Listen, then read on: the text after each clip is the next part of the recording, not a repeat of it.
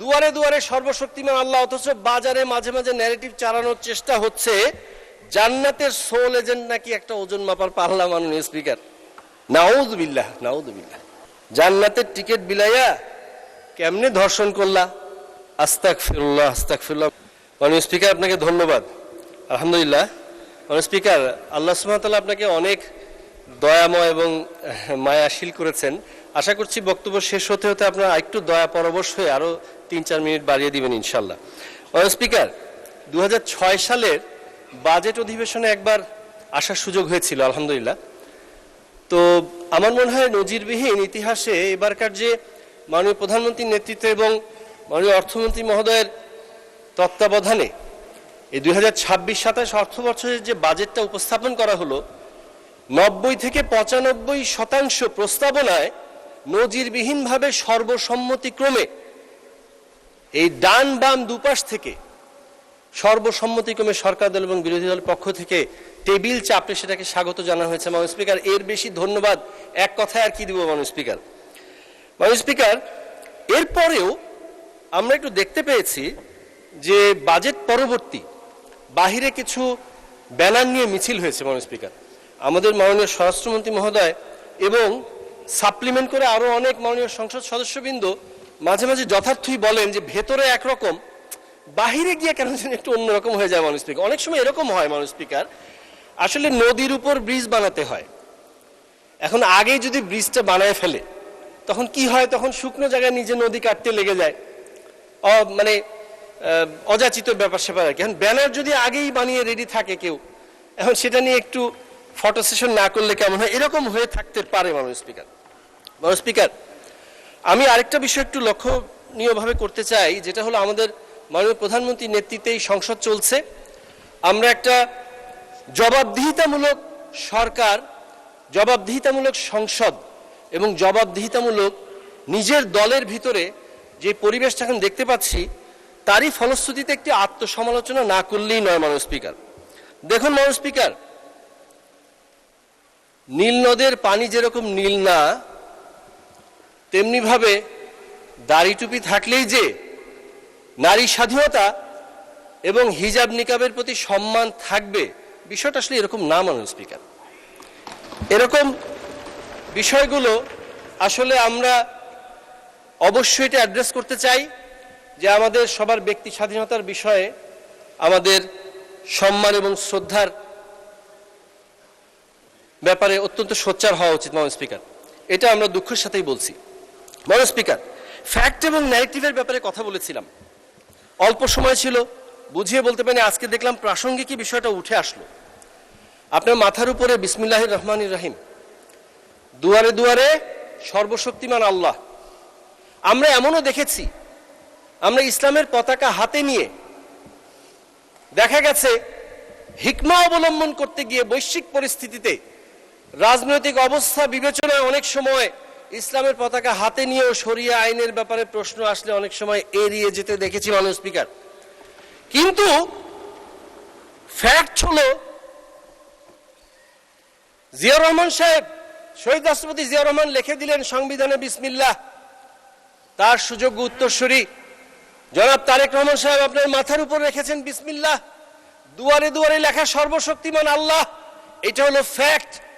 এই বৈশ্বিক পরিস্থিতিতে, এই অবস্থায়ও হিকমা অবলম্বন করার প্রয়োজন পড়ে নাই মাননীয় স্পিকার। এটাই ফ্যাক্ট। মাথার উপর বিসমিল্লাহ, দুয়ারে দুয়ারে সর্বশক্তিমান আল্লাহ, অথচ বাজারে মাঝে মাঝে ন্যারেটিভ চালানোর চেষ্টা হচ্ছে জান্নাতের সোল এজেন্ট নাকি একটা ওজন মাপার পাল্লা। মাননীয় স্পিকার, নাউযুবিল্লাহ নাউযুবিল্লাহ। জান্নাতের টিকিট বিলাইয়া কেমনে ধর্ষণ করলা?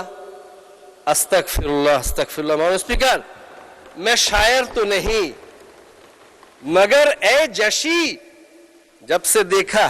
আর সামনে গেলাম না মাননীয় স্পিকার, এখানে অনেক সময় শের ও শায়েরির ব্যাপারে কথাবার্তা হয়, তো সেজন্য একটু ছিটে ফোটা টাচ করা। মাননীয় স্পিকার, আত্মসমালোচনার কথা বলছিলাম।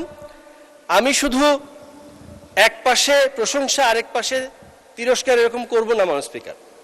প্রায় 20,000 কোটি টাকা আমি যদি ভুল না শুনে থাকি, যদি তন্দ্রাচ্ছন্ন না হয়ে থাকি, বন্ধ শিল্প কারখানা চালুর ব্যাপারে বরাদ্দের ব্যাপারে কথা হয়েছে মাননীয় স্পিকার। তো আমি কিন্তু আমাদের মাননীয় শিল্পমন্ত্রী মহোদয় এখন উপস্থিত থাকলে ভালো হতো। মাঝে মাঝেই যখন আমার রংপুর সুগার মিলসটা পুনরায় চালুর ব্যাপারে কতটুকু কি অবস্থা হলো এটা যখন কথা বলি, আমার শ্বশুরবাড়ি এলাকার এমপি সাহেব এবং মাননীয় মন্ত্রী তিনি ডাগর ডাগর চোখে ঠান্ডাভাবে আমার দিকে তাকিয়ে থাকেন। আরেকদিন বলেছিলাম ইতা খিতা খরে বাবা, এই টাইপের একটা কোশ্চেন আর কি ওনার চোখে আমি দেখতে পাই। কিন্তু মাননীয় স্পিকার, এই মৌনতাকে আমি সম্মতির লক্ষণ ধরে নিচ্ছি। এটা করতেই হবে, কারণ এতগুলো টাকা থাকতে মাত্র 100 কোটি টাকারও নিচের বাজেট দিয়েই এই সুগার মিলটি সফলভাবে পুনরায় চালু করা এবং লাভজনক করা সম্ভব। মাননীয় স্পিকার, অনুমোদিত আমাদের গাইবান্ধা ইপিজেড সেটার ব্যাপারে বাস্তবায়ন প্রক্রিয়া কবে শুরু হবে এবং অ্যাকুইজিশন কবে শুরু হবে সেই ব্যাপারেও আমরা ছেড়ে কথা বলবো না মাননীয় স্পিকার, যতই সরকার দলের হয়ে থাকি। যেহেতু বাজেট হয়েছে আমাদের অ্যালোকেশন দিতেই হবে ইনশাআল্লাহ। মাননীয় স্পিকার, ওয়াজিরে খামখা একজন ছিল, তার সাথে টকশো করতে গিয়ে শুনলাম 8,32,000 কোটি টাকার বাজেট নাকি ছায়া বাজেট করেছেন তারা। বলছিলেন 9,38,000 কোটি টাকা এত বাজেট হয়ে গেল, 5 লক্ষ কোটি টাকা ছিল আসলে বাস্তবিক বাজেট। তো আমি প্রশ্ন করলাম যে 5 লক্ষ কোটি টাকা যদি বাস্তবিক হয়ে থাকে তাহলে আপনি মিস্টার ওয়াজিরে খামখা 8,32,000 কেন করলেন? আপনি 5 লক্ষ করলেই পারতেন। তো ছায়া বাজেটটা কিভাবে প্রণয়ন করবেন একটু যদি দিতেন তাহলে বোঝা যেত আর কি কি অবস্থা। মাননীয় স্পিকার, বাজেটে চানাচুরের পুষ্টিগুণ জানা সম্পর্কে একটা যদি কমিটি করার জন্য বরাদ্দ রাখা হতো তাহলে খুব ভালো হতো। চানাচুরের ডিব্বা না, চানাচুরের পুষ্টিগুণ। আমি দেখলাম যে নর্মাল গুগলেই যদি আমরা একটু সার্চ করে থাকি তাহলেই পেয়ে যাচ্ছি চানাচুরের কিছু পুষ্টিগুণ আছে। মাননীয় স্পিকার, যে কেউ খুঁজলে পাবে ক্যালোরি প্রায় 500 থেকে 550 কিলো ক্যালোরি, ফ্যাট আছে 35 গ্রাম, প্রোটিন 10 গ্রাম, ফাইবার 5 গ্রাম, সোডিয়াম 800 মিলিগ্রাম প্রতি 100 গ্রাম চানাচুরের মধ্যে। মাননীয় স্পিকার, কেন বলছি জানেন? এই বাজেটটা নাকি চানাচুরের মতো খেতে ভালো লাগে, কোনো পুষ্টিগুণ নাই। তো বিষয়টা আসলে এরকম নয় মাননীয় স্পিকার। তাদের কথা অনুযায়ী